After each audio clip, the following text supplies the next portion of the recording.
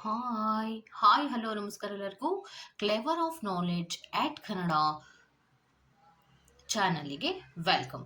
ರಸಪ್ರಶ್ನೆಗಳ ಜೊತೆಗೆ ಕೆಲವೊಂದು ಇಂಪಾರ್ಟೆಂಟ್ ಆದಂತಹ ವಿಚಾರಗಳ ಮಾಹಿತಿಗಳನ್ನು ಕೂಡ ಕೊಡುವಂತಹ ಪ್ರಯತ್ನವನ್ನ ಮಾಡ್ತಿರ್ತೀನಿ. ಕೇವಲ ರಸಪ್ರಶ್ನೆಗಳಿಗಷ್ಟೇ ಸೀಮಿತವಾಗದೆ ತುಂಬ ಯೂಸ್ಫುಲ್ ಆದಂತಹ ಇನ್ಫಾರ್ಮೇಷನ್ಸಿನ ಮಾಹಿತಿಗಳನ್ನು ಕೊಡಬೇಕು ಅನ್ನುವಂತಹ ಕೆಲವು ಸಂದರ್ಭಗಳು ಬಂದಾಗ ಅದರ ಬಗ್ಗೆಯೂ ಕೂಡ ಮಾಹಿತಿಯನ್ನು ಕೊಡುವಂತಹ ಪ್ರಯತ್ನಗಳನ್ನು ನಿಮಗೋಸ್ಕರವಾಗಿ ಮಾಡ್ತಿರ್ತೀವಿ. ಓಕೆ, ಸೊ ಇವತ್ತಿನ ಕಾನ್ಸೆಪ್ಟ್ ಕನಸಿನಲ್ಲಿ ಯಾವ 5 ವಸ್ತುಗಳನ್ನು ಕಾಣಲೇಬಾರದು ಅನ್ನುವಂತಹ ವಿಚಾರದ ಬಗ್ಗೆ ನಾನು ನಿಮಗೆ ಮಾಹಿತಿಯನ್ನ ಕೊಡ್ತಾ ಇರುವಂತಹದ್ದು. ಮಲಗುವಾಗ ಕನಸುಗಳು ಬರುವಂತಹದ್ದು ಸಹಜವಾಗಿರುತ್ತೆ. ಕೆಲವೊಮ್ಮೆ ಆ ಕನಸುಗಳು ನಮಗೆ ಆಶ್ಚರ್ಯವನ್ನ ಮೂಡಿಸಿದ್ರೆ, ಕೆಲವೊಂದು ಕನಸುಗಳು ನಮ್ಮನ್ನ ಹೆದರಿಸುವಂತಹದ್ದು ಕೂಡ ಸಹಜವಾಗಿರುತ್ತೆ. ಕೆಲವೊಂದು ಕನಸುಗಳು ನಮ್ಮನ್ನ ಖುಷಿ ಪಡಿಸುತ್ತೆ, ಮತ್ತೆ ಕೆಲವು ಕನಸುಗಳು ನಮ್ಮನ್ನ ಆತಂಕಕ್ಕೆ ಗುರಿ ಮಾಡುವಂತಹದ್ದು ಕೂಡ ಸಹಜವಾಗಿರುತ್ತೆ. ಇದು ಒಂದು ಆಂತರಿಕ ಭಾವನೆಗಳನ್ನ ತೋರಿಸುವಂತಹ ಸಂಕೇತವೇ ಆಗಿದ್ರೂ ಕೂಡ ಕೆಲವು ಕನಸುಗಳು ಆಂತರಿಕವಾದಂತಹ ಅರ್ಥಗಳನ್ನ ಕೊಡುತ್ತೆ. ಕೆಲವು ಕನಸುಗಳಲ್ಲಿ ಹೂವುಗಳು, ಹಣ್ಣುಗಳನ್ನು ನಾವು ನೋಡ್ತೇವೆ. ಅದು ತುಂಬಾ ಒಳ್ಳೆಯ ಶುಭ ಸಂಕೇತಗಳಾಗಿರುತ್ತೆ. ಆದರೆ ಕೆಲವು ಕನಸುಗಳನ್ನ ನೋಡಲೇಬಾರದಂತಹ ವಸ್ತುಗಳು ಕೂಡ ಇರುತ್ತೆ. ಅದು ಅಶುಭದ ಸಂಕೇತವಾಗಿ ನಮಗೆ ಕಾಣಿಸುತ್ತೆ ಅಥವಾ ಸೂಚನೆಗಳನ್ನ ಕೊಡುವಂತಹದ್ದು. ಹಾಗಿದ್ದರೆ ಕನಸಿನಲ್ಲಿ ಯಾವ 5 ವಸ್ತುಗಳನ್ನ ನೋಡಬಾರದು ಅನ್ನೋದ್ರ ಬಗ್ಗೆ ನೋಡ್ತಾ ಹೋಗೋಣ. ಮೊದಲನೆಯದಾಗಿ ಒಡೆದ ಗಾಜು. ಅಂದ್ರೆ ಕನಸಿನಲ್ಲಿ ಕನ್ನಡಿ ಮುರಿದಂತಹ ರೀತಿಯಲ್ಲಿ ನಾವು ನೋಡಬಾರ್ದು. ಯಾಕೆ ಅನ್ನೋದಾದ್ರೆ ಅದು ದುರಾದೃಷ್ಟದ ಸಂಕೇತ ಎನ್ನೋದನ್ನ ಪರಿಗಣಿಸಲಾಗತ್ತೆ. ಕನ್ನಡಿ ನಮ್ಮ ಆತ್ಮವನ್ನ ಪ್ರತಿನಿಧಿಸುವಂತಹದ್ದು.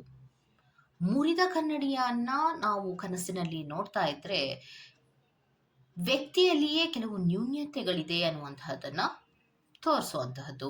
ವಾಸ್ತವವಾಗಿ ನಾವು ಸರಿಯಾಗಿ ಸಿಚುಯೇಷನ್ಸ್ಗಳನ್ನ ನಾವು ಅರ್ಥ ಮಾಡ್ಕೊಳ್ಳದೆ ಇರುವಂತಹದನ್ನ ಪ್ರತಿನಿಧಿಸುತ್ತೆ.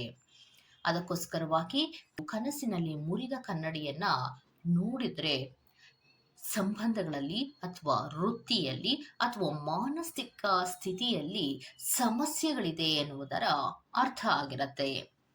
ಎರಡನೆಯದಾಗಿ ಹಲ್ಲಿನ ನಷ್ಟ. ಕನಸಿನಲ್ಲಿ ಹಲ್ಲುಗಳನ್ನ ಕಳೆದುಕೊಂಡಂತೆ ಕನಸು ಬಂದ್ರೆ ಅದು ಭಯಾನಕವಾದಂತಹ ರೀತಿಯ ಅನುಭವ ಅಂತಾನೆ ಹೇಳ್ಬೇಕು. ಹಲ್ಲುಗಳು ನಮ್ಮ ಸಂವಹನೆಯ ಸಂಕೇತ ಆಗಿರುತ್ತೆ, ಹೌದಲ್ವಾ? ಸೊ ಅದು ಮುರಿದಂತೆ ನಮಗೆ ಕನಸು ಬಂದ್ರೆ ಅದು ದೌರ್ಬಲ್ಯದ ಸಂಕೇತ. ಯಾವುದೋ ವಿಚಾರಕ್ಕೆ ಆತಂಕವನ್ನ ಪಡ್ತಾ ಇದ್ದೀವಿ ಮತ್ತು ಭಯವನ್ನ ಪಡ್ತಾ ಇದ್ದೀವಿ ಎನ್ನುವುದರ ಸಂಕೇತ ಆಗಿರುತ್ತೆ. ಮೂರನೆಯದಾಗಿ ಹರಿದ ಬಟ್ಟೆಗಳು ನಾವು ಕನಸಿನಲ್ಲಿ ನೋಡಬಾರ್ದು. ಬಿಕಾಸ್ ಅದು ದುರಾದೃಷ್ಟದ ಸಂಕೇತ ಅನ್ನುವಂಥದ್ದನ್ನ ಪರಿಗಣಿಸಲಾಗತ್ತೆ. ಕೆಲಸದಲ್ಲಿ ಏನಾದರೂ ಸಮಸ್ಯೆಗಳು ಮೇಲಿಂದ ಮೇಲೆ ಎದುರಾಗ್ತಾ ಇದ್ರೆ, ಮತ್ತೆ ಕೆಲಸದಲ್ಲಿ ಅಸುರಕ್ಷತೆಯ ಭಾವನೆಗಳು ನಿಮ್ಮಲ್ಲಿ ಮೇಲಿಂದ ಮೇಲೆ ಬರ್ತಾ ಇದ್ರೆ ಅಥವಾ ಅಸುರಕ್ಷತೆಯ ಪರಿಸ್ಥಿತಿಗಳಲ್ಲಿ ಇದ್ರೆ ನಿಮಗೆ ಹರಿದ ಬಟ್ಟೆ ಕನಸಿನಲ್ಲಿ ಬರುವಂತಹ ಸಾಧ್ಯತೆಗಳಿರುತ್ತೆ. ಸೊ ಇದರ ಬಗ್ಗೆ ನೀವು ಕೆಲವೊಂದು ಸೂಚನೆಗಳ ಸಂಕೇತವನ್ನ ಗಮನಿಸಬೇಕಾಗತ್ತೆ. ನಾಲ್ಕನೆಯದಾಗಿ ಕನಸಿನಲ್ಲಿ ಗೊಂದಲಮಯ ತಪ್ಪು ಮಾರ್ಗಗಳನ್ನು ನೋಡಿದರೆ, ಅಂದ್ರೆ ಕ್ರಾಸ್ ರೋಡ್ಸ್ಗಳನ್ನ ನೀವು ನೋಡಿದ್ರೆ, ಕನಸಿನಲ್ಲಿ ಎಲ್ಲೋ ಸಿಗಾಕೋತಾ ಇದ್ದೀವಿ, ಏನೋ ನನಗೆ ಅರ್ಥ ಆಗ್ತಾ ಇಲ್ಲ, ಯಾವುದೋ ವಿಚಾರದ ಬಗ್ಗೆ ನನಗೇನು ಗೊತ್ತಾಗ್ತಾ ಇಲ್ಲ ಅನ್ನುವಂತಹ ರೀತಿಯ ಒಂದು ಕ್ರಾಸ್ ರೋಡ್ಸ್, ಅಂದ್ರೆ 2 ದಾರಿಗಳು ಒಟ್ಟೊಟ್ಟಿಗೆ ನಿಮಗೆ ಕಾಣಿಸ್ತಾ ಇದ್ರೆ ನಿಮ್ಮ ಸಿಚುಯೇಷನ್ಸ್ಗಳನ್ನ ನೀವು ಹ್ಯಾಂಡಲ್ ಕರೆಕ್ಟ್ ಆಗಿ ಮಾಡ್ತಾ ಇಲ್ಲ, ಅಥವಾ ನನಗೆ ಹೇಗೆ ಮುಂದಕ್ಕೆ ಹೋಗಬೇಕು, ಯಾವ ನಿರ್ಧಾರವನ್ನ ತಗೋಬೇಕು ಎನ್ನುವಂತಹ ಗೊಂದಲಗಳು ನಿಮ್ಮಲ್ಲಿ ಇದೆ ಅಥವಾ ಇರುತ್ತೆ ಎನ್ನುವಂತಹ ಸಂಕೇತವಾಗಿರುತ್ತೆ. ಅಂತಹ ಸಂದರ್ಭದಲ್ಲಿ ನೀವು ಬಹಳ ಎಚ್ಚರಿಕೆಯನ್ನ ವಹಿಸಬೇಕಾಗತ್ತೆ.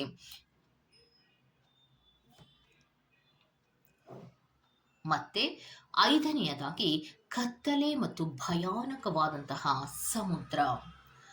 ಕತ್ತಲೆಯಾದ ಮತ್ತು ಭಯಾನಕವಾದಂತಹ ಸಮುದ್ರವನ್ನ ನೀವೇನಾದರೂ ಕನಸಿನಲ್ಲಿ ನೋಡಿದ್ರೆ ಭಾವನಾತ್ಮಕವಾದ ತೊಂದರೆಗಳ ಸಂಕೇತವಾಗಿರುತ್ತೆ. ಅಂದ್ರೆ ಭಾವನೆಗಳಿಗೆ ಸಂಬಂಧಪಟ್ಟಂತಹ ತೊಂದರೆಗಳು ಬರುವಂತಹ ಸೂಚನೆಗಳನ್ನ ತೋರಿಸುತ್ತೆ.